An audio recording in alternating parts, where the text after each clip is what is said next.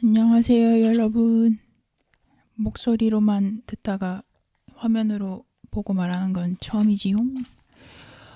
오늘은 이제 우리가 3월 달에 모모랑 20대 우리가 지나온 20대 얘기를 좀 해볼 건데 제 20대 중에 진짜 큰 이벤트가 하나 있었거든요. 여러 가지가 있었는데 그 중에 가장 컸고 가장 예상치 못했고 가장 힘들었던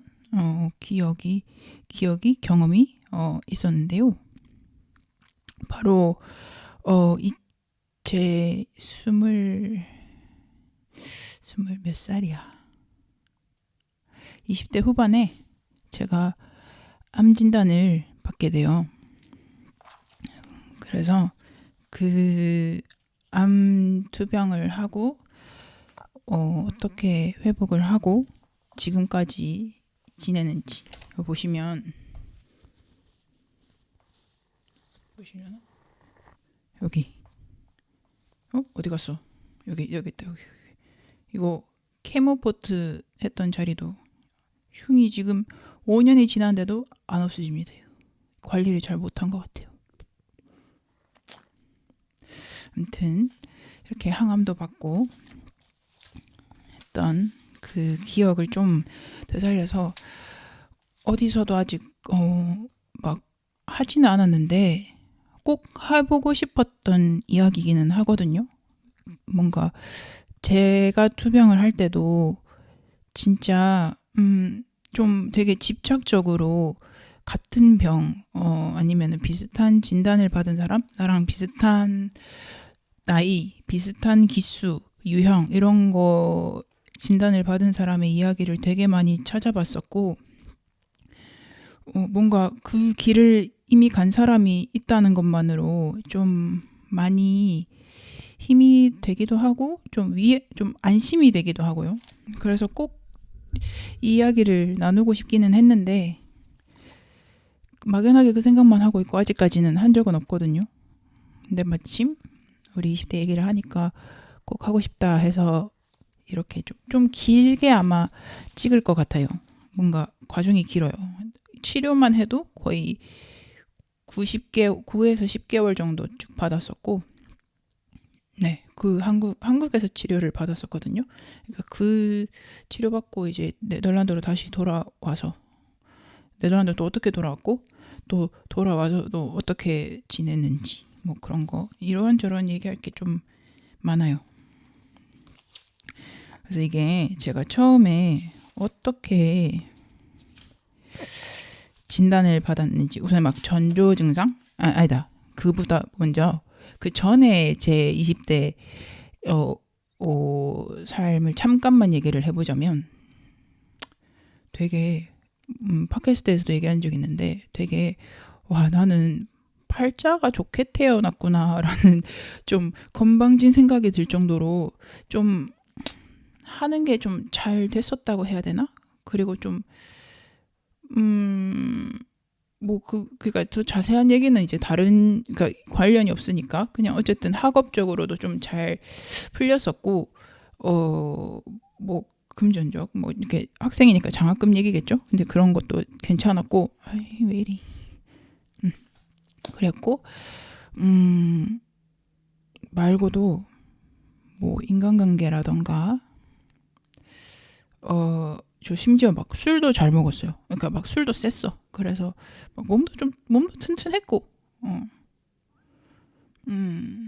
그랬어요. 운동도 열심히 하고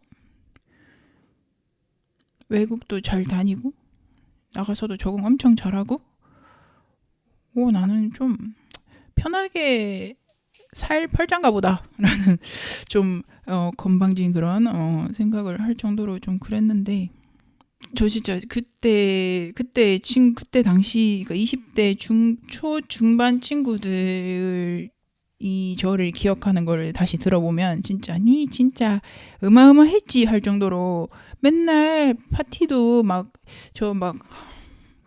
일주일에 몇 번씩 하고 술도 엄청 먹고 맨날 놀러 다니고 완전 그때는 이 같았을 정도로 맨날 돌아다니면서 놀고 사람들이랑 놀고 특히 약간 20대 중반쯤 넘어가서는 이제 전자음악에 빠지면서 클럽을 되게 자주 갔어요. 막 그리고 막 교환학생하고 이렇게 막 외국에서 지내면서 교환학생 할 때는 이제 또 공부도 많이 할 거 없잖아요. 그래서 막 일주일에 3번씩 막 파티 가고 친구들이랑 진짜 파티 몬스터로 살았고 그러고 이제 막 독일 넘어가기 전에 한 1년간은 망원동에서 자취하면서 또 엄청 재밌는 나날이었거든요. 그때도 파티도 많이 하고 그때 모모를 만난 시기고 그때 막 되게 맨날 그러니까 막 바나 파티나 이런 거 되게 많이 하고 사람들도 되게 많이 만나고 그랬어요. 그렇게 그리고 제가 바에서 알바를 했었거든요. 한 반년 넘게. 그때도 엄청 술도 많이 먹고 재밌게 살았어. 자꾸 술 얘기만 나오는데 뭐 술만 먹은 건 아니지만요. 어쨌든 할 거 다 하고 그러고 살았어요. 그리고 이제 유럽 유학이 결정이 되고 독일로 넘어와서 그때는 이제 파티는 안 갔어요. 그 시골 재미없는 동네였어가지고 파티는 많이 안 가고 그냥 집에서 맥주를 맨날 마시긴 했어. 근데 독일에 매일 맥주 마시는 사람 많아요. 어쨌든 그래서 맥주를 좀 많이 먹었죠. 그러니까 전조 증상 진짜 맨 처음에 몸이 좀 안 좋아졌던 때로 거슬러 올라가 보자면은 독일 오기 직전에 이제 준비할 때 이제 이 스물 한 5살쯤이었던 것 같아요. 4-5살이었을 수도 있고 그때 이제 한번 대상포진이 좀 심하게 올라온 거예요. 막 얼굴에 이렇게 눈 위에까지 막 이렇게 눈 바로 아래까지 막 얼굴에 이렇게 올라왔었거든요. 그때도 막 병원 갔는데 의사 선생님이 에이 나이가 이렇게 젊은데 대상포진일 리가 없다 했는데 이상한데 대상포진 같은데 했는데 맞았었어요. 어쨌든 그랬었고 그 이후로 이제 독일 가서 한 반년에서 1년 차 그 두 번째 학기쯤에 기침이 엄청 나는 거예요. 간지러. 기침이 어떤 식으로 나냐면 진짜 그러니까 계속 왜 코로나 겪어보신 분들은 알 텐데 그러니까 코로나 거의 끝나갈 때쯤에 기침 길게 하잖아요. 몇 주 동안. 그런 기침, 그러니까 약간 막 안 참아지는 기침 있죠. 막 이렇게 누르면은 계속 더 올라오고 막 간질간질하게 계속 올라오는 마른 기침. 그게 갑자기 시작돼서 진짜 거의 몇 달을 했어요. 몇 달을. 안 멈춰지는 거예요. 막 수업 중간에도 그래서 계속 기침해서 너무 눈치 보이고 그래서 막 그때 심지어 독일에서 그래서 주치의한테 갔다가 안 되겠어서 그러니까 그 주치의한테 갔는데 무슨 뭐 천식용 스프레이 이런 거 주고 했었는데 안 돼서 그 폐 전문 병원에도 갔었어요. 폐 전문 병원에도 이제 대기해서 갔는데 그래서 가서 뭐 이런 거 호흡하는 거 테스트하고 막 이런 거 다 했는데 별 이상이 없다. 괜찮은 것 같다 해서 알러지인가 이상하다 이러고 말았었고 그러고 중국 이제 대학원 과정 중에 하나로 3번째 학기가 중국 베이징에 있는 거였는데 베이징 가서는 또 기침이 갑자기 멎었어요. 갑자기 멎어서 이상하다. 공기는 여기가 더 안 좋은데 왜 기침이 멎지? 이러고 하여튼 근데 뭐 어쨌든 멈췄으니까 좋다 하고 이제 말았고 그 다음 이제 갔다 와서 이제 갔다 와서 좀 피크였던 것 같아요. 이제 이 시점은 이제 진단받기 한 1년에서 반년 전인데요. 자꾸 하반신에 발진이 올라오는 거예요. 다리 같은데 막 한 배꼽 요 정도까지 발진이 계속 올라와서 너무 가렵고 막 긁고 그랬었거든요. 그래서 막 스테로이드 이제 발라야 되고 그런 원인 모를 발진이 자꾸 피부 발진이 올라왔었고 그냥 컨디션이 좀 별로 안 좋았. 근데 뭐 컨디션이야 뭐 그렇다 쳐도 그리고 허리가 너무 아픈 거예요. 허리가 완전 왜 아래 등허리 있잖아요. 거기가 너무 아픈데 제가 원래 자세가 별로 안 좋아서 내가 좀 자세가 안 좋아서 이렇게 생겼나 보다 하고 하는데 계속 아팠다 안 아팠다 했었고, 그러고 또 하나는 가슴 통증. 그러니까 여기 딱 여기 명치 있죠, 여기가 막 눌리듯이 죄이듯이 아파서 그때는 진짜 어떤 생각까지 했냐면, 이게 그러니까 안에서 오는 통증이라고는 생각 못하고 제가 이제 자세가 안 좋았다 보니까 이런 근골격에서 오는 통증일 거라고 생각을 했었거든요. 그래서 여기가 약간 내가 이제 자세히 이러고 있으니까, 앞으로 이렇게 이러고 있으니까 약간 이 갈비뼈가 맞물려서 통증을 유발하나? 그러니까 약간 여기 눌르나? 내가 갈비뼈가 이렇게 눌려서 그런 생각을 하면서 여기 자꾸 아파가지고 그랬었는데, 이제 이 허리 통증이 있었다 했잖아요. 근데 이 허리 통증이 갈수록 심해지는 거예요. 근데 어느 날 갑자기 이 허리 통증이 이렇게 쭉 이어져서 발끝까지 이렇게 꼭 왜 디스크 방사통 있듯이 발끝까지 아픈 거예요, 어느 날. 그래서 이거는 이상하다. 나 이거 디스크인가? 그래서 인턴 끝나면 한국의 병원 가봐야겠다. 여기서는 자꾸 뭐 다 괜찮다 하니까. 디스크라면은 뭐 디스크 뭐 관련 치료 같은 거 한국에 가면 받을 수 있지 않을까? 이제 한국에 안 간 지 좀 됐으니까 가는 김에 이제 좀 이따 오려고 한 2달 생각하고 갔었죠. 근데 이제 코로나 때였다고 했잖아요. 그래서 가서 2주 동안인가 격리했어야 되는 그 시절이거든요. 외국에서 들어온 사람들 집에 그러니까 뭐 격리된 공간에서 아니면 호텔에서 10일인가 2주인가 있었어야 되는 그때인데, 그래서 또 10일인가 뭐 2주인가 그때 갇혀있는 거 뭐 했겠어요. 심심해서 술 마셨지. 그 친구 자취방 빌려서 있었는데 진짜 무슨 올드보이 이거 중간에 잠깐 이렇게 막 검사하러 보건소 할 때 막 나왔는데, 그때 진짜 비 때문에 눈부셔가지고 올드보이인 줄 알았어. 근데 어쨌든 그때도 이제 막 혼자 놀다가 이제 뭐 맥주 같은 거 마시고 자고 이랬는데, 그 술을 먹었을 때 여기가 너무 아픈 거예요. 술 먹은 날 유독 더 아픈 거예요. 이상하다 이러면서 이상하다, 이번에 좀 뭔가 있는 것 같은데. 그러고 이제 그래서 정형외과도 정형외과인데 갔는데 말고 그냥 그 왜 국가 건강검진 하는 거 있잖아요. 2년에 한 번씩 하는 거, 그거를 했었거든요. 그거를 했는데 갑자기 이상소견이 보인다라고 한 거예요. 어디서 이상소견이 보였냐면 흉부 엑스레이, 그냥 진짜 간단하게 찍는 그 엑스레이 있잖아요. 거기서 이 종격동, 그러니까 이 부분 종격동이라고 하더라고요. 이 부분에 뭐가 보인다, CT 같은 거 찍어봐야 된다라고 해서 대학병원 가서 그냥 CT를 일반 그 흉부 CT를 찍었었거든요. 근데 그때는 이제 흉선종이 의심된다라고 해서 흉선종이 뭐야? 이러고 그때 흉선이라는 것도 처음 들어보고, 그래서 이상하다. 흉선종이 뭐지 하고 검색을 막 이렇게 열심히 찾아봤더니 흉선이라는 이 장기가 이 종격동 쪽에 있는데 거기에 이제 종양이 생기기도 한다고. 그래서 이제 흉선종 막 유명한 병원 막 이런 거 찾아서 그때 흉선종 수술 잘 하신다는 뭐 교수님 이런 거 찾아서 갔었어요. CT 들고 갔는데 교수님이 보시더니 전형적인 흉선종의 모양은 아닌 것 같다. CT로 봤을 때는 아무래도 이거는 좀 더 림프종인 것 같은데? 라고 하시는 거예요. 그때 모양이.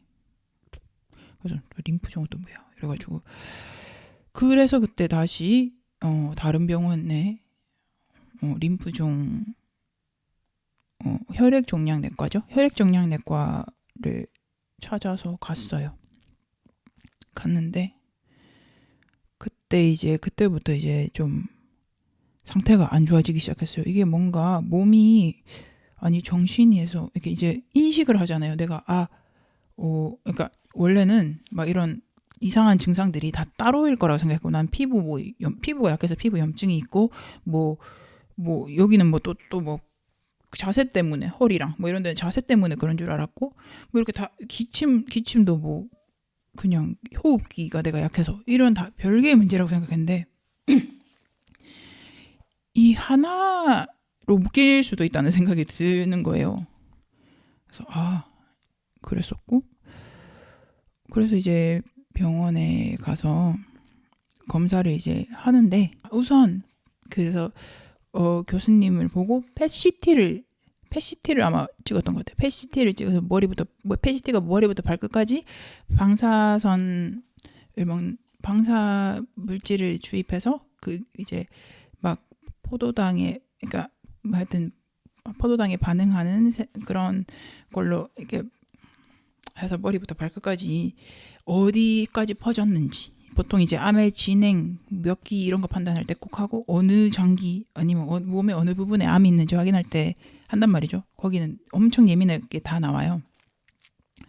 그걸 했는데 뼈까지 퍼졌다. 림프종이 맞고 뼈까지 퍼졌다. 그래서 허리가, 이게 뼈에 이제 이 골반 쪽에 이제 뼈에 이렇게 데미지가 생기니까 그래서 허리가 아팠다. 이렇게 된 거예요. 그래서 놀랐죠. 어쨌든 그러고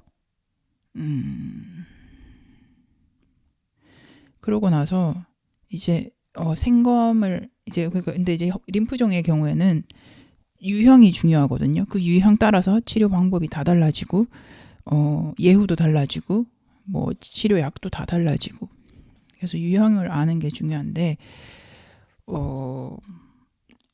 그래서 여기 이런 데도 막 멍울이 있었어가지고 여기서 이렇게 바늘로 이렇게 찔러서 그 조직을 조금 뼈 바늘로 이렇게 빼내서 검사하는 그런 생검을 했었는데, 그러니까 근데 아주 조금만 채집을 하는 거잖아요.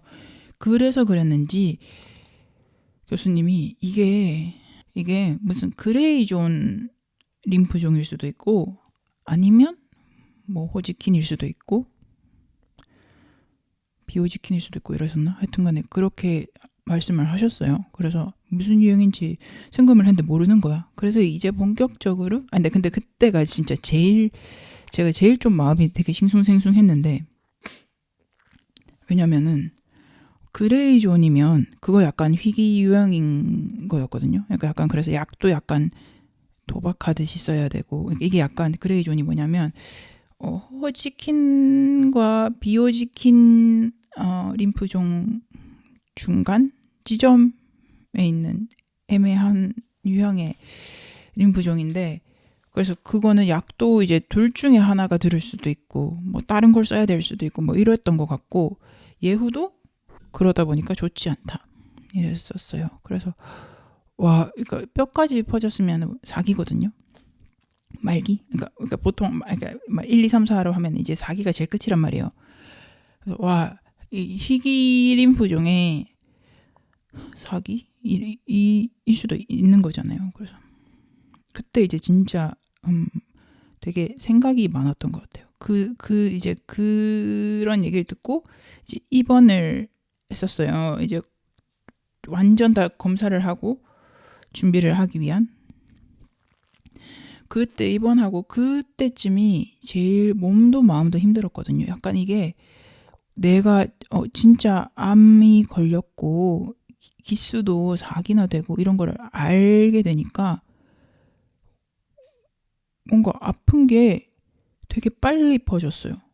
하루가 다르게. 약간 원래는 이제 여기 등허리 이제 골반 쪽이 왼쪽만 아팠는데 하루 지나는 동안 갑자기 오른쪽도 아파져서 걷기가 힘들어지고 뭐 그러니까 진짜 막 상태가 막 하루가 다르게 확 느껴지는 거예요. 막 이런데 아픈 것도 그렇고. 그래서 엄청 빠르게 상태가 안 좋아지고, 그래서 저기 입원한 동안에는 검사한다고 입원한 동안에 휠체어 타고 다녔고, 막 화장실도 막 관리학근 이런 거 힘들도 안 되고 병원에서 그래서 실수한 적도 있어요. 어쨌든 그러고 한번 또 검사 받고 오다가 쓰러져서 다시 또 휠체어 타고 다니고 약간 상태가 막 거의 막 완전 급하게 안 좋아졌었거든요. 뭔가 의식을 해서 그런가?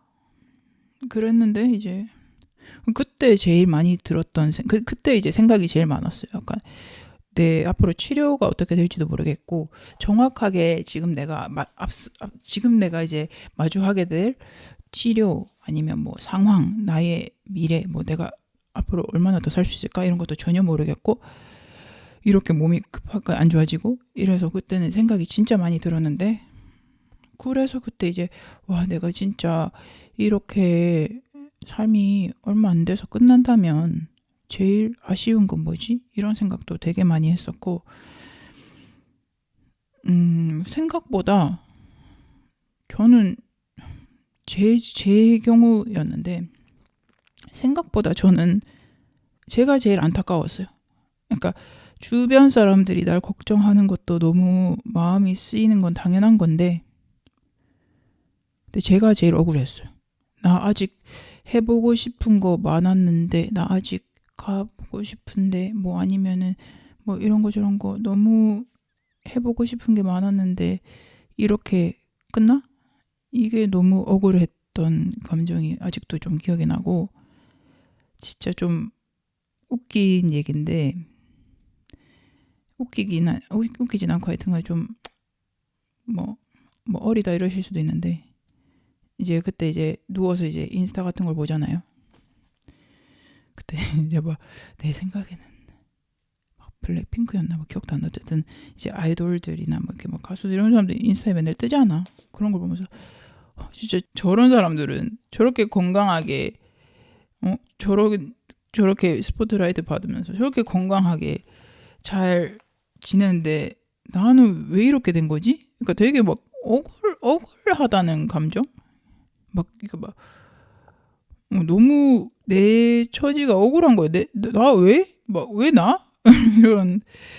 이런 생각이 좀 많이 들었어요. 그리고 이제 내가 이렇게 곧 죽게 돼도 세상은 참 잘 돌아가네.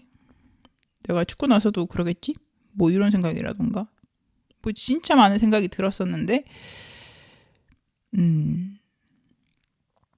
그때 이제 딱 그 검사 받기 전에 그때가 딱 제일 심했던 거, 그런 생각이 제일 많고 너무 불확실하니까 그랬었고요. 그러고 이제 막 한 2, 3일 입원하면서 진짜 별별 검사를 다 했어요. 뭐 골수 검사, 그러니까 뼈에도 전이가 됐으니까 이제 골수에도 전이가 됐는지 안 됐는지 골수 검사하고, 뭐 비장, 그러니까 뭐 복부 CT, 뭐 뇌 검사, 왜냐면 저 머리도 자주 아프고 그랬어가지고 뇌에 높아졌는지 이런 거 보고 하여튼 별별 검사 다 하고, 생검도 다시 했어. 그때 여기 조금만 검체를 해서 잘 안 나왔기 때문에 아예 서해부 쪽에 큰 멍울이 있어서 그걸 아예 그냥 통째로 그 조직을 떼내서 충분한 검체로 다시 검사하는 걸로, 그러면 진짜 나올 거라고. 그때 수술 아직도 기억나. 되게, 그러니까 수면 마취를 하려면 몇 달인가 뭐 반년인가 기다려야 된다고 그냥 부분 마취로 하는 거 했는데, 너무 제가 마취가 잘 안 되는 건지 너무 아팠고, 그리고 이게 이 검체가 잘 안 나와가지고 진짜 이 쇠꼬챙이로 이렇게 막 쑤시는 게 다 느껴졌어. 여기서 진짜 아팠어요. 그러니까 계속 저 마취 안 됐는데요 이래가지고 더 최대로 계속 넣었는데도 계속 아프고, 이제 교수님 계속 말 걸고, 교수님이랑 그 옆에 레지 분들인지 뭔지 이게 그 도와주시는 분들 계속 말하는데 나눈 대화는 재밌었어. 막 뭐 너 그러니까 뭐 유학해요? 뭐 독일에서 뭐 공부한대요? 중국 가게. 중국에 왜? 독일에서 중국 학을 하나? 이러면서 이렇게 좀 유쾌하게 나름 하는데, 그 수술 그 생검 채취하는 게 좀 많이 아팠고, 골수 검사도 진짜 아파요. 저 진짜 골수 제발 전이 안 됐었기를 바라는 게, 왜냐면은 골수에 만약에 전이가 됐으면 골수 검사를 2번, 3번 또 해야 되니까 제발 처음이자 마지막이었으면 좋겠다라고. 여기 이제 엉덩이 이렇게 뒤에 내려가는 부분, 약간 그 왜 엉덩이 이렇게 보조개라고 하나 이렇게 똑 들어가는 그 부분, 그쪽쯤에 이렇게 뼈니까 뼈에 구멍을 뚫어서 그 안에 있는 골수를 빼내는 거라서 아플 수밖에 없어요. 엄청난 힘이 가해지기 때문에. 그래서 그때도 저 아픈 거 진짜 잘 참거든요. 타투도 많고 막 피어싱 하는 것도 좋아하고, 그런데 그 두 가지는 진짜 아팠어요. 그러고 퇴원을 하고 집에서는 이제 교수님이 그때 이제 결과 나오고 뭐 이제 그 외래를 보러 가기 전까지는 그 스테로이드제를 처방을 해주셨어요. 근데 스테로이드제를 뭐 보통 피부과 뭐 그런 데서 주는 그 정도 양이 아니라 진짜 막 10개, 10알 막 이렇게. 그게 약간 이제 종양을 일시적으로 성장하는 거를 좀 멈출 수가 있기 때문에 그거를 먹고는 좀 이런 갑자기 막 못 걷겠고 이런 건 좀 나아지긴 했었는데, 근데 그것 때문에 또 문제가 나중에 발생을 하게 됩니다. 스테로이드 때문에. 제가 그거는 또 앞으로 나올 건데, 그래서 그렇게 좀 한 2주인가 기다려서 병원에 다시 가죠. 그래서 병원에 다시 가서 이지 교수님을 보러 갔는데, 그때는 아직도 진료실 앞에서 엄마의 모습이 아직도 엄청 생생하거든요. 엄마가 진짜, 저는 이제 그때쯤 돼서는 이제 뭐랄까 좀 약간 좀 무감각해졌었어요. 약간 이미 좀 그러니까 뭐 생각은 물론 많지만 이게 뭐 내가 지금 무섭긴 하지만 내가 지금 할 수 있는 게 없으니까 그냥 우선은 듣고 보자. 듣고 이제 뭐 어떻게 할 건지 들어보자라는 생각으로 이제 기다리고 있는데, 완전 직전되니까 엄마가 막 호흡곤란이 온 거예요. 뭐 진료실 앞에서 너무 긴장돼서. 그래서 막 이러면서 진짜로 막 좀 힘들어 하시는 거예요. 엄마 왜 그래? 이러고 이제 들으러 갔는데, 우선 결론은 그 진단은 호지킨 림프종이었고 사기로 진단을 받았었습니다. 그도 그럴 게, 근데 제가 이제 막 그런 전조 증상이 되게 긴 기간에 걸쳐서 나타났었잖아요. 거의 한 1년 반, 2년 동안 쫌쫌따리 계속 증상들이 있었던 건데, 그만큼 그러니까 퍼지는 거는 좀 늦었었던 거죠. 약간, 왜냐면은 림프종 중에 막 6개월 안에도 사망을 하게 되거나 그렇게 공격적인 것도 많은데, 불행 중 다행이랄지 좀 퍼지는 게 느렸어요. 근데 이제 그 느리게 된 만큼 그때 기침을 막 할 때 그때 알았더라면, 그때 엑스레이라도 좀 찍어봤더라면 어땠을까? 치료 기간도 훨씬 줄어들고 재발률도 줄어들고 뭐 그랬겠지라는 아쉬움이 들긴 했었어요. 그래서 그때도 생각이 들었죠. 유럽 의료 괜찮은가? 그러니까 폐 전문의잖아요. 그런 가능성을 고려하고 엑스레이 하나 찍어볼 수 없었던 걸까? 라는 생각이 좀 아쉽네요. 어쨌든 그래서 이제 치료 플랜이 나오게 됐죠.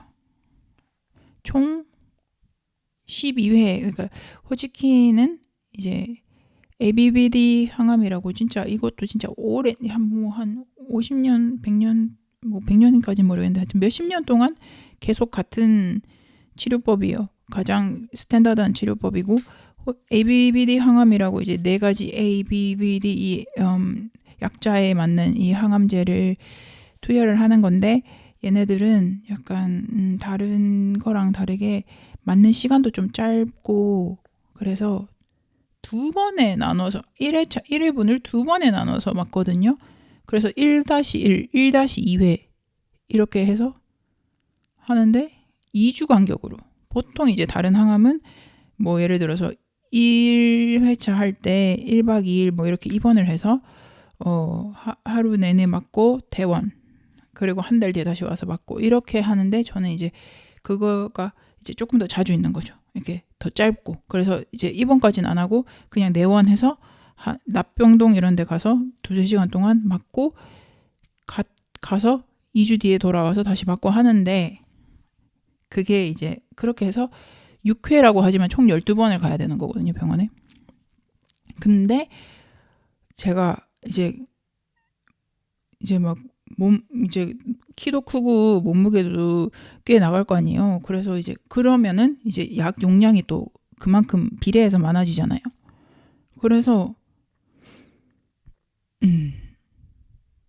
그래서 약간 약이 많으니까 몸이 못 버틴 거예요. 그래서 이제 첫 번째 항암은 괜찮았어요. 첫 번째 항암은 나 심지어 그때 막 이거 뭐냐 인형 들고 놀면서 막 스토리 올리고 이랬다고. 항암 맞으면서 나 괜찮아 이런 느낌. 근데 1-2 맞을 때 2주 쉬다가 가서 1-2 맞고 쓰러졌어요. 약간 컨디션이 확 안 좋아져서 화장실에서 픽 쓰러져서 안 되겠다. 좀 기간을 늘리자. 2주로는 회복이 잘 안 되는 것 같다. 그리고 이제 호중구 수치 이런 거 이제 갈 때마다 피 검사를 해서 회복이 얼마 정도 컨디션이 몸이 얼마 정도 올라왔나 이런 거 보거든요.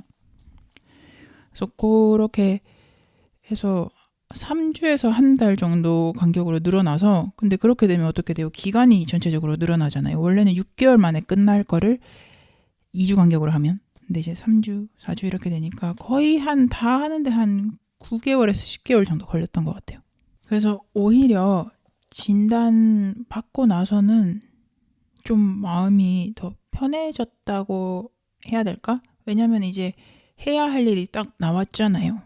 나는 이제 선택지가 없어. 그냥 이 치료를 따라가는 것밖에 없었어요. 뭔지도 알겠고 우선은 내가 지금 당장 몇 주 안에 뭐 아니면 한 달 안에 죽을 것 같지는 않아서 우선은 좀 마음이 편해졌어요. 그때 오히려 초반에는 마음이 좀 편했어요. 나중에 또 마음이 변하는데 그때는 편했어요. 그래서 이제 치료를 하는데 치료를 하면서 치료 시작 전에 유의할 거 하나 짚고 넘어가자면 이제 가임기 여성이면 그때 입원했을 때 이제 검사한다고 입원했을 때 막 그 난임센터도 보내세요.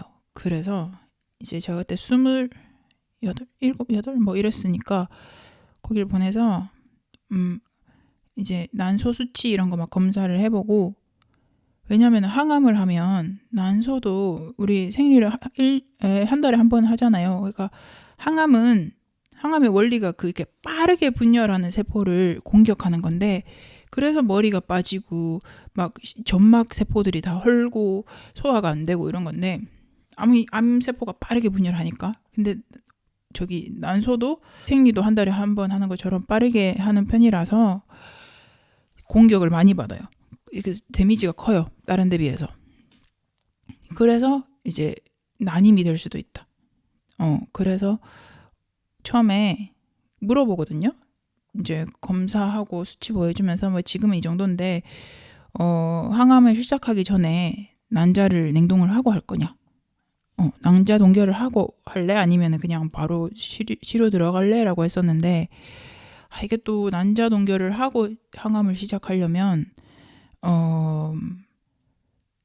그 완전 그러니까 왜냐면은 생리 주기를 한번 쭉 기다려서 호르몬 주사를 맞아서 이제 난자들을 키우고 그거 빼내고 해야 돼서 항암이 또 몇 주가 늦어질 수가 있는 거예요. 근데 그러기가 싫었어요 그때는. 왜냐면 이미 사귀고 막 빠르게 퍼지는 것 같고 내가 아직 그러니까 향후에 임신 계획이 있는지 그것도 전혀 계획이 없고 결혼하지도 않았고 뭐 아무런 계획이 없는데 나부터 살고 봐야겠다는 생각이 들어서 안 하고 바로 항암을 하겠다라고 하고 들어갔었거든요. 그래서 이제 그러면은 난자 동결은 안 하고 약간 난자 이렇게 기절시키는 주사 있어요. 약간 그래서 항암하는 동안 생리도 안 하거든요. 그 주사 맞으면 이렇게 난자 이렇게 살짝 케어시켜서 그 항암 영향도 좀 덜 받게 하는 그런 주사. 그거를 이제 한 달에 한 번씩 맞으면서 근데 이런 거 전부 비급여예요. 약간 왜? 나라에서 맨날 저출산 걱정하지 않나? 근데 왜 안 해주는지 모르겠어. 어쨌든 그래서 치료 전에 진짜 꼭 주의 혹은 염두에 둬야 될 거는 가임기 여성분들, 이제 젊은 여성분들은 아니면 이제 자녀 계획이 있으신 분들은 그 난자 냉동이나 뭐 이렇게 난임이 될 수도 있다는 높은 확률로 그런 거 고려해야 되고 보험이 꼭 있으면 좋겠다라는 거 사실 20대에는 암보험 같은 거 잘 안 들잖아요. 저도 없었고, 암보험은 없었고요. 암 걸릴 거라고 잘 생각을 안 하니까. 그러고, 근데 있었으면 참 좋았을 거예요. 그게 이제 진단받으면 뭐 몇 천만 원 이렇게 나오는데, 사실, 국민건강보험이 이렇게 다들 돼 있잖아요. 그것만으로도 이제 암 진단을 받고 나면 산정특혜인가? 그러니까 암 진단 받은 사람들은 5%만 내고 건강보험 국민건강보험공단에서 95%를 내주거든요. 근데 이제 주의할 점이 그 비급여 항목은 안 돼요. 그래서 그 난임 클리닉에서 놔주는 그런 난소 주사나 그런 아니면 뭐 난자냉동 이런 류의 것들은 안 되고 치료 그 이제 치료 관련만 가능하고. 근데 또 주의할 게 제가 그 진단 받기 전에 입원해서 검사를 쭉 다 받았다고 했잖아요. 그 입원하면은 돈이 꽤 많이 나오잖아요. 근데 그때 거는 사실상 진단받기 전이잖아요. 검사 이런 펫CT 하나만 해도 돈 100만 원이 넘거든요. 근데 그런 거 펫CT 무슨 CT 뭐 복부 CT, 흉부 CT, 뭐 머리 MRI 그리고 뭐 입원비 입원해 있는 동안 뭐 약비, 골수 검사 이런 거 다 하면 진짜 1박 2일인가 2박 3일 만에 진짜 몇백만 원 나오거든요. 근데 그거는 그 5%로 할인되는 게 안 돼요. 진단받기 전이라서. 근데 다행히 저는 암보험 같은 건 없었는데 그 실손보험이라고 해야 되나? 그 왜 한 달에 한 만 얼마만 내면 왜 그 실비보험 있잖아요. 그 이제 쓴 만큼 청구하면 뭐 한 80% 70%뭐 이렇게 돌려주는 거. 그걸로 그나마 큰 손실은 막을 수 있었어요. 근데 진짜 이게 투병을 하게 되면 모든 게 스탑이 되잖아요. 집안이 좀 여유롭다면 다행인데 저는 그렇지가 않았고 제 스스로의 소득이 없는 상태에서 모든 게 스탑이 되니까 그 생각보다 돈이 많이 들고 힘들거든요. 그러니까 그 아무리 5%만 병원비를 낸다고 해도 생활비는 그러니까 수입이 없는데 생활비는 계속 나가는 거잖아요. 치료받는데 일할 힘이 어디 있습니까? 그래서 그런 거 때문에 암 진단을 받으면은 그런 진단금을 받을 수 있는 보험이 있으면 참 큰 힘이 될 것 같아요. 저는 아쉽게도 그게 없었는데 네 보험은 뭐 제가 보험을 팔 건 아니지만 그러니까 보험은 저는 주변 사람들한테 꼭 들어놓는 걸 추천을 했었어요. 생각을 안 하기 쉬운데 언제 이게 나는 안 걸리란 법이 없거든요. 그래서 꼭 들어놓는 걸 추천을 합니다. 그리고 이제 제 치료가 시작이 됐는데 치료할 때 병원 가까이에 원룸을 하나 구했어요. 그러니까 이제 우선 네덜란드에 다시 가려고 했던 계획은 당연히 무산이 되었고 치료 기간 동안 한국에 있을 건데 이제 뭐랄까 그러니까 할머니 할아버지 댁이 그나마 서울 쪽에 있었는데 병원에서 멀었고 이제 할머니가 좀 치매기가 심하셔서 이제 치료받고 이제 좀 주의해야 될 게 많거든요. 근데 그런 상태를 유지할 수 없겠다 싶어서 엄마가 원래 대구에 사는데 엄마가 이제 열일 제끼고 올라오셔서 저랑 같이 병원 주변에 원룸을 구해서 살게 됐어요. 그 원룸도 진짜 급하게 구한 거고 이제 부담도 가고 하니까 그나마 좀 저렴한 걸로 찾았었는데 바퀴벌레 나오고 막 난리. 그래도 엄마가 진짜 옆에서 많이 깨끗하게 해주고 챙겨주셔서 네. 근데 진짜 가까운 게 저한테는 중요했던 게 항암 맞고 나면 진짜 컨디션이 진짜 사람이 이렇게 되거든요. 그래서 진짜 가까운데 빨리 걸어서 오는 게 중요했어요. 내가 만약에 진짜 원래 살던 할머니 할아버지 댁에 다시 간다라고 하면 그 상태로 지하철 타고 안 될 것 같아. 진짜 구하길 잘했다는 생각이 들었고, 그래서 거기서 진짜 최소한의 것들만 갖추고 한 1년 가까이 지냈었거든요.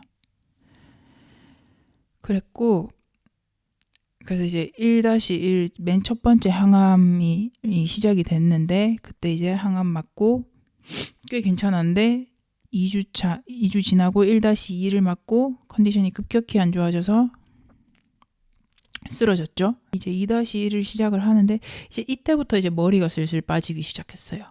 머리가 이제 슬슬 빠지기 시작해서 이게 근데 머리 빠지는 것도 머리 빠지는 항암제가 있고 안 빠지는 항암제가 있거든요. 근데 안타깝게도 이제 제 항암 그 ABBD 중에는 머리 빠지게 하는 그 유발하는 항암제가 들어있었고, 근데 사실 그러니까 치료 전에는 그 머리 빠지는 게 엄청난 그 눈으로 보이는 거니까 되게 충격적이고 그렇잖아요. 그래서 머리 빠져 이게 항상 좀 걱정이 될 것 같은데 막상 시작을 하면 막상 머리 빠지고 나면 별 생각이 없었습니다. 막상 왜냐면 머리는 다시 자랄 거고 가발도 써도 되고 뭐 부분 가발 이런 것도, 그리고 저는 약간 머리숱이 많아서 그런지 막 다 빠진 시기는 없었고, 머리가 나중에 사진을 띄워드릴게요. 여기나 약간 어떤 식으로 빠졌는지. 이제 그래서 머리가 엄청 엉켜서 빠지니까 그때 머리 한번 저 이렇게 이만큼 길었었는데 가슴 넘게까지 길었는데 그 다 자르고 쇼컷 해가지고, 근데도 계속 빠져서 아마 근데 완전히 빡빡 빠진 적은 없었고, 이게 빠지다가 한 중반 넘어가서 빠지는 게 멈췄었거든요.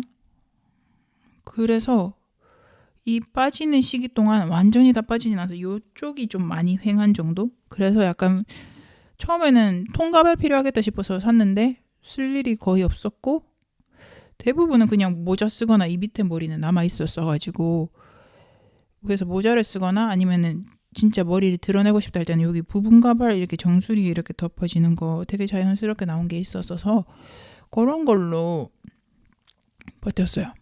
통가발은 진짜 쓴 적이 없어요. 사긴 샀었는데. 그런데 이제 머리보다 그러니까 진짜로 제가 스트레스 받았던 외적인 부작용이 있었는데, 그게 뭐냐면 피부였거든요. 이게 아까 앞에서 스테로이드를 엄청 고용량으로 먹었다 했잖아요. 그 종양의 성장을 막기 위해서.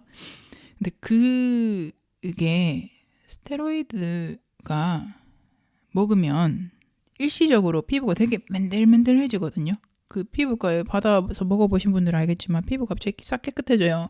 그래서 근데 이제 그 목적으로 받아서 먹은 건 아니었으니까, 근데 피부 되게 매끈매끈하고 좋아졌다라고 했는데, 그 상태에서 항암제를 맞으니까 피부 면역이 완전 제로가 됐던 건지 그때 피부가 어떻게 됐었냐면, 그때 그리고 또 코로나라서 마스크 끼고 다녔잖아요. 근데 피부 장벽이든 뭐든 하여튼 간에 완전히 면역력이 완전히 제로가 그러니까 완전히 내려간 상태에서 이 습기가 계속 여기 차잖아요. 마스크 때문에. 그러니까 여기 이제 이 입 주변하고 이렇게 따라서 이렇게 습기 올라가는 부분, 그리고 이렇게 이마 쪽을 따라서 모낭염 같은 게 여드름 발진 내지는 모낭염 같은 게 미친 듯이 퍼졌었어요. 진짜 결국은 온 얼굴을 덮을 정도로. 그러니까 진짜 나중에는 여기가 부어서, 염증이니까 여기가 부어서 말을 하기가 힘들 정도로 입 주변에 이렇게 제대로 염증이 올라왔었거든요. 진짜 그게 너무 아프고 너무 깜짝 놀랐어. 그러니까 약간 온 얼굴에 그 아픈 염증성 뾰루지 같은 게 쫙 덮고 계속 퍼지고, 근데 이제 그게 또 그대로 다 흉지면서, 이때는 장난 반으로 얘기하긴 했는데 진짜 무슨 그 완전 익은 바나나 있잖아요. 전박이 바나나. 그 정도로 진하게 흉도 다 남아가지고 그렇게 다녔거든요. 근데 이제 그때 다행히 마스크 써서 이제 썼을 때는 안 보이지만 벗으면은 진짜 뭔가 저 사람 진짜 뭔가 잘못됐다 싶을 정도로 이렇게 쫙 한 몇 달을 그러고 다녔어. 금방 안 사라지니까. 근데 그때 도움이 됐던 연고가 후시딘 젤로 된 거 있잖아요. 후시딘 뭐 여드름용이나 젤로 된 거, 가벼운 거, 그거가 그나마 그 이렇게 막 퍼지려고 할 때 균이 막 활동하는 거를 멈춰주는 게 좀 빨랐고, 나딕사라는 연고도 그때 처방받았었는데 그것도 좀 잘 들었었거든요. 근데 막 그 에스로반 이런 건 안 들었었어. 그러고 이제 뭐 흉터 연고 바르고 진짜 열심히 관리를 하긴 했는데 지금은 그때 거는 하나도 안 남았지만 몇 년이 지났으니까. 근데 한동안 진짜 심하게, 그래서 어디 나가야 될 때 진짜 이제 막 친구 결혼식 이런 거 있었거든요. 그때 완전 커버력 빡센 쿠션 바르고 가고 그랬어. 그러고 그게 진짜 좀 그때 진짜 어느 정도였냐면 그때 친구가 영상통화 걸었다가 저 얼굴 보고 울었어. 염증 한참 심하게 올라왔을 때. 그 정도로 좀 심했었고, 근데 그 이후로 약간 피부 성질이 변한 건지 저 원래 그러니까 그런 느낌의 염증 같은 게 올라온 적이 없었는데 그런 느낌의 염증이 거의 약간 생리 호르몬 사이클 따라서 계속 올라와요. 아직까지도. 지금 거의 5년 지났는데 아직까지도 지금 보이시나? 이런데 지금은 이게 또 시기별로 부위가 다른데 어쩔 때는 목 뒤, 등 뒤에 나다가 어쩔 때는 앞목에 나다가 어쩔 때는 턱 주변으로 나다가 이러는데 약간 좀 뭔가 컨디션 내려간다 아니면 호르몬의 변화가 있다 싶으면 이런 아픈 여드름 같은 게 되게 막 올라오는 그런 피부 성질로 바뀌었어요. 원래 그 전에는 피부가 되게 튼튼한 편이었거든요. 막 대학생 때 어느 정도였냐면 맨날 술 먹고 화장 안 지우고 그대로 자고 그래도 다음날 아무 탈도 안 나고 그 막 안 지운 화장으로 다음날 수업도 가고. 그래서 애들이 막 연인 참 대단하다. 얼굴에 그 화장이 또 그대로지? 막 이러고. 하여튼 되게 튼튼한 피부였는데 진짜 예민한 피부로 바뀐 것 같아. 지금도 아픈 여드름, 아픈 뾰루지라고 해나? 이거 계속 나서 그런 연고는 항상 가지고 삽니다. 그렇게 바뀌어버렸어요. 여드름 흉터도 항상 달고 살고. 종기 같은 것도 피지낭종 같은 것도 훨씬 잘 생기는 체질로 바뀌었어요. 그러고 나서 이제 남은 항암 때는 가장 그러니까 그렇게 외적인 거 변화 말고는 가장 힘들었던 부작용은 오심이었는데요. 속이 너무 안 좋은 거예요, 진짜. 그러니까 이제 한 1-1, 1-2쯤까지는 괜찮은데 이제 한 2부터는 와, 속이 너무 겪어본 적 없는 메스꺼림? 약간 차멀미 이런 거랑 좀 느낌이 달라. 그래서 제가 오심을 너무 심하게 호소를 하니까 선생님이 항암제 맞을 때 같이 약간 오심 줄여주는 약을 처방을 같이 이렇게 주사를 놔주셨었어요. 아티반이라는 약. 그게 약간 마약성 이런 건 것 같아. 약간 그래서 그걸 맞고 나면 진짜 사람이 헤 이래가지고 헤헤 이러면서 약간 몽롱한 진짜 술 취한 거랑 또 다른 느낌인데 그 몽롱하게 맨날 집에 돌아오는데 그 돌아오는 길은 기억이 안 난다거나 정확히 무슨 엄마랑 오면서 무슨 얘기를 했는지 기억이 안 난다거나 이런 느낌의 약이었어. 근데 그거 한 번 선생님이 까먹고 처방을 안 내려줘서 한 번 그거 없이 맞은 적이 있었거든요.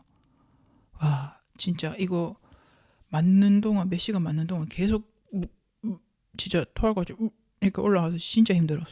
진짜.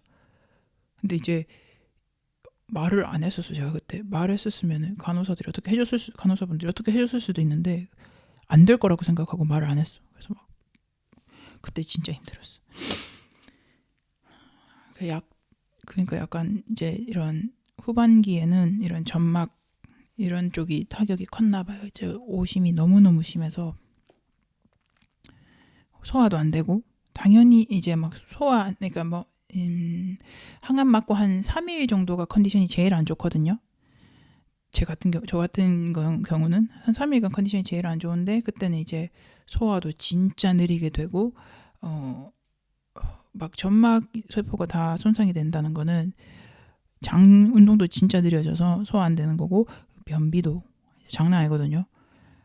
그래서 그 속이 계속 안 좋다 보니까 이제 항암하고 한 3일 동안은 양치질도 제대로 못 해요. 못 일어나. 그냥 거의 누워 있거든요.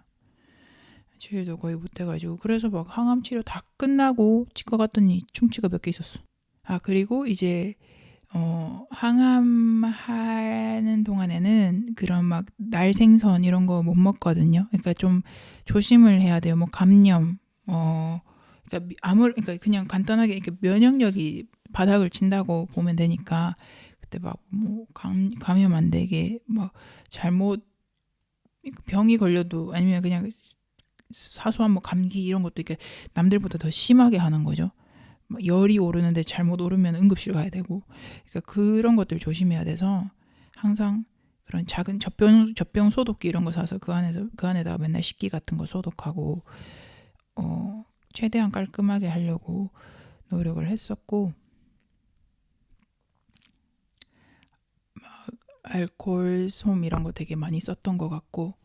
근데 그때 그리고 이제 식단 같은 거는 치료 중에는 식단이 오히려 할 여유가 안 되는 게, 우선 많이 먹어서 최대한 먹을 수 있는 만큼 먹어서 컨디션을 올려야 되거든요. 다음 항암 전까지. 그래서 오히려 그때는 먹는 거를 안 가렸어. 그러니까 가뜩이나 속 안 좋고 먹기 싫은데, 입맛 없는데 제가 완전 건강식만 먹으려면 안 들어가잖아요. 그래서 뭐 컵라면이건 피자건 배달 음식이건 그냥 다 칼로리 높은 것 그냥 다 무조건 많이 먹는 걸로 했었어요. 그리고 막 그 오심 심해가지고 치약 냄새도 엄청 역하거든요. 약간 임산부들 입덧하듯이 약간 그런 것도 있단 말이죠. 오심이 심하면. 그래서 그때 치약도 다 죽염은 좀 덜 역하더라고. 그냥 민트 향은 안 되겠더라고. 그래서 치약도 죽염만 쓰고, 향 이런 거에 진짜 민감하고, 향수를 그때 저 원래 향덕이란 말이지. 원래 향덕이란 말이에요. 향수 진짜 좋아하고 모으고 이러는데, 향수를 그게 향수 하나도 당연히 그때는 안 뿌렸고, 그 이후로도 한동안 안 뿌렸어서 요새는 다시 고쳤는데, 그게 다시 돌아오는데 좀 오래 걸렸어요. 이제 신체적인 부작용은 그 정도였던 것 같고, 그리고 이제 또 계속 초반에는 이제 오히려 좀 차분했었다고 했잖아요. 치료 계획이 나오고 이제 이것만 따라가면 되니까. 근데 이제 치료를 거듭할수록, 치료가 진행이 될수록 뭐 때문에 힘드냐면, 증상들이요. 그러니까 막 뭐 가슴 여기 흉부가 아프고, 뭐 기침이 나오고, 어디가 아프고 이런 증상들 있잖아요. 그런 게 항암을 시작한다고 싹 사라지지가 않아요. 사라지지가 않고, 이게 몸에 진짜 큰 데미지를 입히는 거잖아요. 그 암이라는 것이 큰 상처잖아요. 몸 안에 보이진 않지만. 그래서 걔네들은, 그러니까 치료하는 동안에도 당연히 아프고, 끝나고도 한동안 몇 년 동안 계속 아픈 거예요. 그러니까 이게 몸 안을 그런 펫스캔이나 이렇게 펫CT나 다른 CT 이런 걸로 비춰보지 않는 이상 진짜 약이 듣고 있는지 아닌지 알 수가 없거든요. 근데 이제 그런 와중에 이런저런 이상한 증상들이, 아니면 내가 처음에 전조 증상들이 또 느껴지거나 새로운 증상들이 있거나 이러면 너무 불안해지거든요. 당연하잖아요. 그러니까 왜냐면 이게 펫스캔이나 이런 거를 그렇게 자주 할 수가 없어요. 방사선 물질에 노출이 되는 거기 때문에 치료하는 동안 2-3번? 그러니까 진짜 뭐 한 반 정도 왔을 때 한번 해보고 끝날 때 한번 해보고 이런 식으로 진짜 자주 안 하기 때문에 그냥 듣는다고 생각하고 가는 수밖에 없거든요. 근데 이게 안 듣고 있으면 어떡하지라는 불안감도 진짜 크고, 만약에 중간검사할 때 다시 펫 스캔 했는데 아니었으면 약 바꿔서 다시 1부터 시작해야 되는 거거든요. 이게 어떻게 되냐면 지금 ABBD라는 항암을 시작했다 했잖아요. 근데 그 몇 회차를 했건 그걸 하다가 중간에 갑자기 그 약이 더 이상 안 들어요. 내성이 생겨버려요. 그러면은 약을 바꿔서 다시 1부터 시작해야 돼요. 그러면 다시 그냥 내가 몇 달을 했던 간에 다시 6개월이든 9개월이든 다시 시작하는 거거든요. 너무 그러면 내 정신적으로 힘들잖아요. 이때까지 고생한 게 약간 무용지물되는 것 같고, 그리고 그런 분들이 많아요. 그래서 그런 불안감이 너무 심했었고 계속 그것과의 싸움이요. 투병 중에도 그렇고 치료가 끝난 다음에도 계속 그런 유사한 증상, 왜냐면은 그런 뭐 기침하거나 뭐 피부 발진이 나거나 어디가 아프거나 허리나 뭐 가슴이 아프거나 이런 거는 암이 아니라도 충분히 있을 수 있는 증상들이잖아요. 뭐 감기 걸릴 수도 있고 그냥 허리 좀 삐끗했을 수도 있고, 정말 그냥 일상적인 가벼운 질환 혹은 뭐 하여튼 좀 더 암보다는 쉬운 그런 질환들일 수도 있는데, 종종 있는 질환인데 나한테는 그게 다른 신호일 수도 있잖아요. 그래서 그게 진짜 정신 잡는 게 좀 힘들었어요. 실제로 네덜란드에서도 그래서 좀 막 멍울도 사실 이런데 감기나 뭐 조금만 바이러스 있어도 이런데 잡히잖아요. 근데 이제 나는 그게 생기면은 엄청 철렁한단 말이죠. 근데 저 아직도 계속 있거든요. 근데 이제 그런 거 때문에 한 번 저 네덜란드에서 이제 그런 증상들이 몇 개가 겹친 거예요. 그래서 결국 펫스캔을 네덜란드에서 한 번 한 적이 있어요. 몇 년 전에. 한국 돌아가기 전에. 왜냐하면 또 이게 혈액암이라는 건 또 퍼지기가 빠르게 퍼지면은 빨리 퍼지니까 한국 뭐 몇 달 뒤에 돌아간다고 해도 빨리 한번 보는 게 나으니까 한 번 한 적이 있었고, 그러고 정신적으로 멘탈적으로 또 힘들었던 거는 아무래도 불안감이죠. 뒤처졌다라는 생각. 너무, 그러니까 다른 친구들, 제가 그때 이제 20대 후반이었으니까 다른 친구들은 한창 대학교 졸업하고 이제 커리어를 시작을 해서 커리어를 쌓아가고 있는 그런 상황이고, 저는 그냥 어쩔 수 없다고 쳐도 누워서 시간을 보내잖아요. 근데 진짜 뭐랄까, 그러니까 안 그래도 가뜩이나 저는 석사를 한다고 시간을 한번 좀 늦춘 사람인데 또 예상치 못한 이런 걸로 시간을 날리게 된 거죠. 좀 늦춰지게 된 거죠. 그래서 엄청 그런 게 불안이 되게 높아졌어. 약간 엄청 조바심이 계속 났고, 그래서 그때 사실 그때가 이제 제가 논문 쓰고 졸업하면 되는 학기였는데 논문도 미룰 수 있었는데 그냥 안 미루고, 그러니까 이미 몇 번 미뤘었거든요. 그래서 안 미루고 그 학기에 그냥 끝내겠다 해버리고, 그래서 막 논문 쓰고, 그때 병원 다니면서 논문 쓰고, 그리고 또 무슨 인턴십 같은 거를 시작을 해서 치료 약간 좀 이제 안정기에 접어들었을 때 그 치료 후반부에 시작을 해서 출근을 했어요. 일을 했어요. 영화제 일을 하면서 이제 항암은 주말인가 하여튼 금요일 날인가 이렇게 받고, 이제 한 그 컨디션 올라오는 한 3일 동안 휴가 쓰고 그렇게 해서 출근도 했어요. 일도 하고 논문도 쓰고 치료도 받고. 그러니까 약간 그때 막 그 불안 뭐 이제 30대 삶 이런 팟캐스트에서도 얘기했지만 그때 한참 그래서 그 약간 남들보다 뒤처진다 거기에 약간 약간 꽂혀가지고 엄청 좀 본인 자신을 채찍질을 했었습니다. 근데 오히려 근데 또 그게 그러니까 너무 무리가 가지 않는 선에서 하는 게 제일 좋죠. 근데 오히려 또 그렇게 하는 게 좀 있게 해주기는 했었어요. 장점이라고 하면 약간 그냥 남들하고 똑같이 지내면서 나도 그냥 똑같은 상태인 것처럼 좀 허약은 하지만 그래도 왜냐면은 진짜 병자로 계속 가만히 누워 있으면 약간 계속 이렇게 파고드는 생각, 계속 꼬리에 꼬리를 물고 생각이 많아지고 좀 힘들고 이래서 오히려 그렇게 나가서 그러니까 너무 빡센 일은 아닌 걸로 해서 그렇게 하는 게 오히려 좀 저는 좋았던 것 같아요. 지금 생각해보면 약간 주변 그러니까 같이 일하는 사람들하고 결도 잘 맞고 이러면 그때 좀 재밌었거든요. 힘든 것도 당연히 있었지만 그래도 재밌었거든요.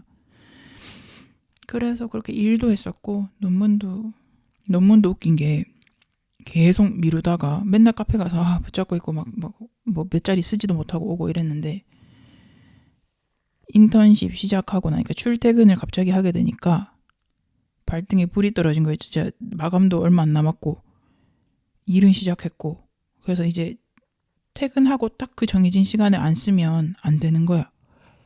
그래서 오히려 근데 그래서 그러니까 그 일하게 되면서부터 논문 진도가 착착착 나갔습니다.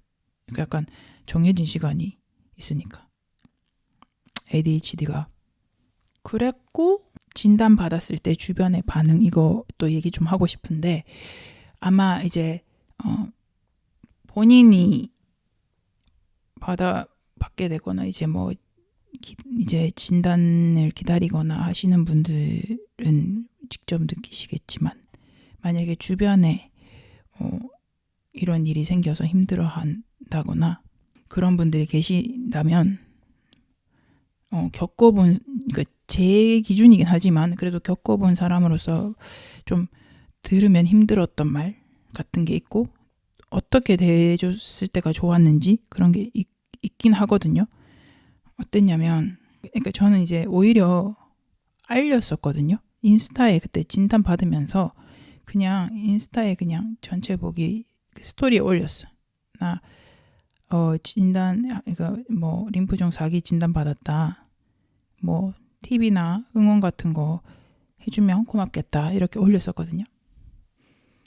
그랬더니 이제 막 진짜 주변에 뭐 우리 사촌도 뭐 림프종이었는데 지금은 이제 다 나아서 잘 지내고 있다. 너도 할 수 있다. 이렇게 격려를 보내주시는 분도 있었고 막 놀래가지고 연락 오는 사람도 많았고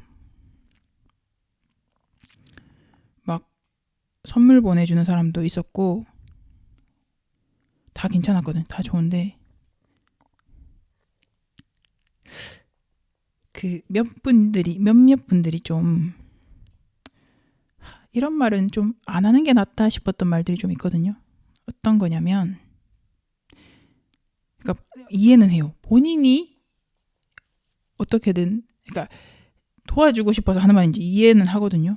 근데 듣기가 싫었어요. 그때 당시는 어떤 말이냐면 뭐 요새 암으로 안 죽어. 안 죽잖아. 요새 암으로 안 죽으니까 치료 다 잘 되니까 걱정하지 말자.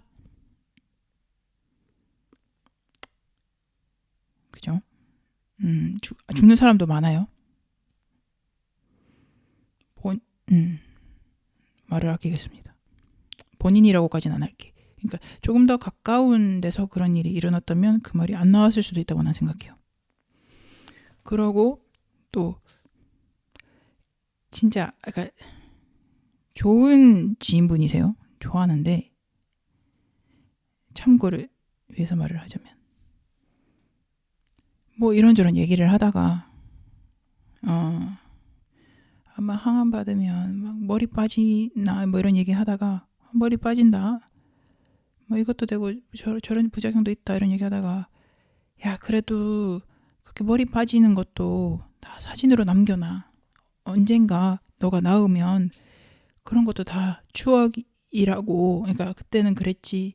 나으면 그때는 이제 보면서 웃을 날이 올 거야.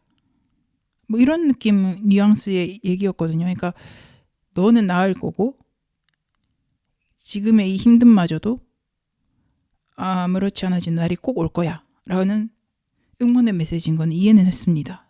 근데 우는 거 아니고 콧물 나와 추워서. 근데 글쎄요. 나는 기록용으로 머리 이렇게 박혀진 거 이렇게 찍긴 했어. 이렇게 막 얼굴 막 피부 난리 난 거 이렇게 찍어 놓긴 했었거든요.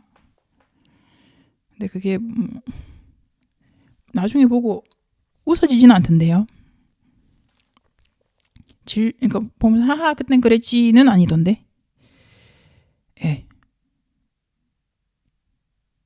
그런 말은 안 하는 게 낫다라고 생각해요. 그냥 힘들겠다. 네. 그러니까 그렇게 엄청난 말을 기대하지 않아요. 지금 이 사람은 네코가 석자이기 때문에 네. 당신에게 엄청난 말을 기대하지 않습니다. 그냥 진짜 무난한 말 감사합니다. 충분히. 꼭 특별한 말 안 해줘도 되니까. 저는 그냥 그때 진짜 그냥 곁에 있어주는 것만으로도 좋았어요. 그런 메시지 하나. 근데 이제 그러고 이제 뭐 항암 치료 받는 동안 컨디션 좀 올라왔을 때는 이제 친구들이랑 그래도 만나서 놀고 그런 게 낙이었거든요. 그때 계속 같이 함께 해준 친구들한테는 많이 고맙죠. 맛있는 거 같이 먹고 그냥 아무렇지 않은 것처럼 그냥 재밌는 얘기하고 놀고 떠들고 웃고 떠들고 같이 캠핑도 가고 뭐 이런 거 다 했었던 것 같아요. 재밌었어요. 재밌고 힘든 시간을 최대한 즐겁게 보낼 수 있었던 것 같아요. 친구들 덕분에. 그래서 투병을 하면서 더 가까워진 친구들도 있었고요. 네, 주변에 그냥 그런 분이 있다면 뭐 특별한 거 없이 그냥 옆에서 그냥 똑같이 즐겁게 함께 지내주는 것만으로도 큰 힘이 되는 것 같아요. 그리고 이제 치료 중에 또 좀 말씀드리고자 하는 거는 제가 그때 이제 다이어리가 있거든요. 그 해에 썼던 다이어리. 제가 뭐 이렇게 막 일기를 막 적는 타입은 아닌데 그래도 이제 막 치료 일정이라던가 아니면은 막 그때 뭐 드는 생각은 많이는 안 적었지만 그런 거랑 증상 이런 거 쭉 적어놨었던 다이어리가 있는데 여기 보면 있네요. 처음 치료받았을 때 1-1 첫 항암하고 당일날 저녁 복통이랑 메스꺼움. 그 다음날 또 메스꺼움. 그 다음날 또 메스꺼움. 먹은 거 냉면이랑 딸기. 근데 딸기도 막 식초로 막 소독해서 먹고 이랬어. 근데 과일 먹어도 된다고 하다. 그러니까 교수님 따라 다른데 그거는 물어보고 드세요. 저는 교수님이 된다고 해서 먹었거든요. 그러고 이제 그 다음날 여기저기 아픔, 턱, 가슴, 쇄골 등등 콕콕 찌른다. 콕콕 찌르는 통증도 있었어. 맞아. 약간 찌릿찌릿하게. 그리고 또 그 다음날 등, 목 통증 심해짐. 약간 갑자기 막 등 이런 데가 뭐 이렇게 쭉 근육 같은 거 쭉 당기는 것처럼 아픈 적도 있었거든요. 갑자기 걷다가 이러면서 그런 통증. 그리고 이제 열도 계속 재요. 37.5도 정도 미열도 계속 남. 찌뿌둥함. 또 그 다음날 피부가 너무 아픔, 엄청 부음. 이때부터 시작이었네. 처음부터 시작이었네. 머리 아픔. 지끈지끈. 목부터 이렇게 목 뒤부터 지끈지끈하다. 그리고 그 다음날 피부과 다녀옴. 피부가 멍게, 열 좀 내림. 이때 벌써 멍게가 됐네요. 진짜 멍게 같았어. 네, 두통 되게 자주 있었고 피부 문제 계속 있었고 1-2 항암하고 나서는 한 일주일 지나서 무릎 통증이 조금 느껴짐. 저 무릎에도 그때 이제 뼈에 퍼졌을 때 무릎에도 퍼져서 무릎도 아파서 못 걸어 다녔거든요. 그러니까 무릎에도 통증이 다시 느껴지고 이제 머리도 이때 잘랐고 1-2 하면서 이제 목 쪽으로 이제 모낭염 그 피부 퍼졌고 손가락 피부에 이상이 생겼었네 또 그 다음에. 그러고 이제 2-1 두 번째 사이클에 들어가서는 여기 딱 적혀있어. 받은 날 오심. 진짜 오심. 그 다음날 오심. 그 다음 오심. 그러니까 이제 메스꺼움 이 정도가 아니라 이제 오심. 진짜 심한 오심. 그리고 이제 며칠 뒤에 원발 부위 여기 종격동 여기 통증 가슴 통증. 그러고는 좀 그런 증상 트래킹을 좀 안 했네. 근데 다 비슷했어요. 뒤로는 다 오심, 이심해서. 그러고 내가 그때 보니까 교수님한테 이제 진료를 가는데 진짜 병원 가보면 아픈 사람이 이렇게 많다고 싶을 정도로 진짜 많거든요. 그러니까 뭐 당연히 다른 암 환자도 많겠지만 진짜 그냥 당장 내 교수님, 당장 이 혈액종양내과의 여러 교수님 중에 내 담당 교수님만 해도 환자가 너무너무 많아서 대기도 막 밀릴 때 1시간 2시간씩 밀릴 때도 있지만 들어가도 진짜 몇 분 못 보고 빨리빨리 스피드컷이란 말이에요. 그래서 막 질문할 거 맨날 휴대폰 메모장이나 이런 데 맨날 적어가서 이렇게 빨리빨리 물어봐야 돼요. 그래서 그때 물어보고 싶었던 거 이렇게 질문 적어놨던 게 있어서 이거 좀 읽어드릴게요.